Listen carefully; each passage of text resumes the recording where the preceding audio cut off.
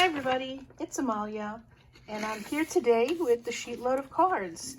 Every month, Crafty Al from Call Me Crafty Al puts out a brand new Sheetload, which is a sketch and supply list, as well as a cutting guide for creating some cards. It's basically what some people call a map or a card sketch, a card map or a card sketch.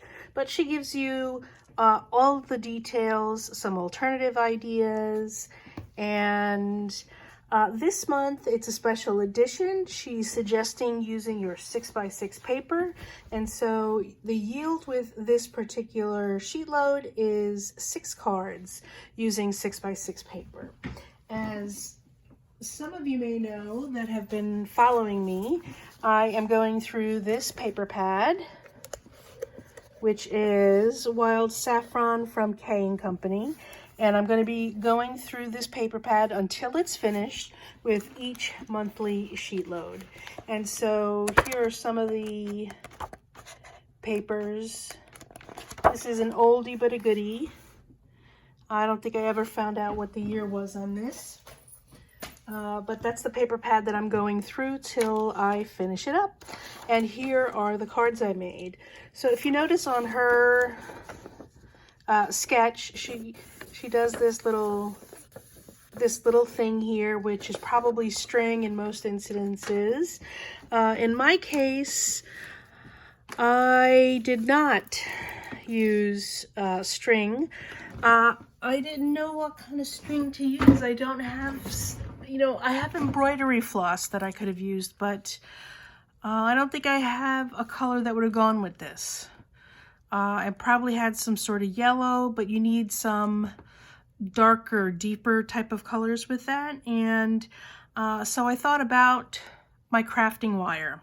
I've been wanting to use it, and I haven't used it to make jewelry yet, so I decided to use crafting wire on this. So crafting wire comes in different gauges, and I had to figure out what gauge I wanted to use. So first of all, I have all different colors. I have gold and silver, and I have this copper color as well. I used this sentiment here, give thanks, because I had it in my stash, and it's embossed in copper color. And I used these are eyelets. They're not brads. They're eyelets, so I had to punch them through the paper. And, I had the copper eyelets, I had the copper sentiment, I used some walnut stain distress ink to give it a little bit more grunge. And let's see, I brought out all my copper stuff. I have this Irresisto Pico embellishment in copper. I broke that out to see if I could embellish the text a little bit, and yeah, it looks fine. It's a different color though than the embossing, and I had this wire also in copper, but I decided to go with gold because it's a very busy card as it is with the paper in the background. And I wanted a lightweight wire, something as thin as thread. And, certainly this could be thin like thread, but this gauge wire is from Beadsmith, and it's 22 gauge copper wiring. I just thought it was too heavy in color, too heavy in size. So I decided to use gold. And while this wire is 22 gauge, this one is 20 gauge, and it's so much thicker. I mean, I'm sure you can see on camera how thick that is compared to the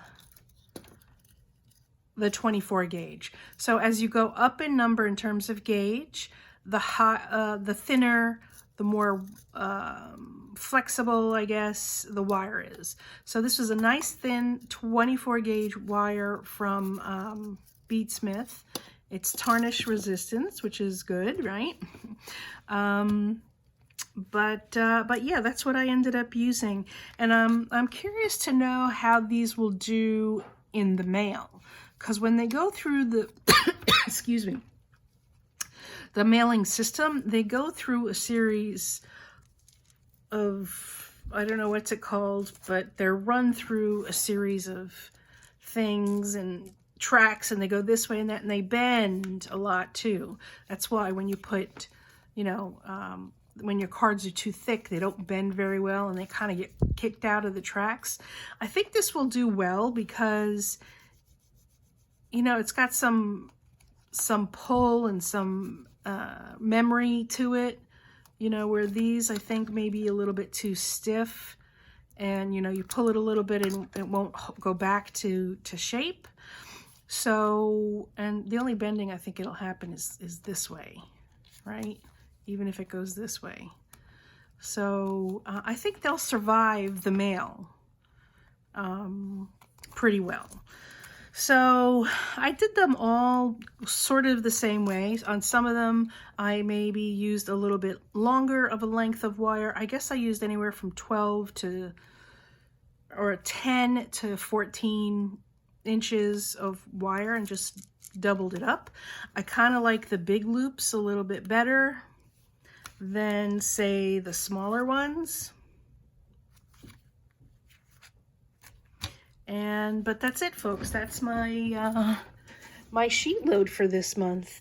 I kind of like the way it came out. I'm wondering if I need to do anything else to it. I don't think I do. Like I said, it's a very busy kind of aesthetic here. And I'm hoping that the sentiment sort of anchors it a little bit.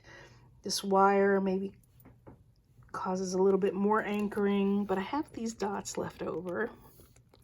I'm wondering if I could add little sparkly bits of dots. I'll put the dots away, Amalia. Let's not do any more than we have to, because it's just going to be too much. Anyway, folks, that's it. What do you think of my cards? I hope you like them, and I hope you're enjoying this series with the sheet load of cards. Take a look in the description bar below, because you're going to see a bunch of people there, and they're all the folks on the design team for the sheet load of cards.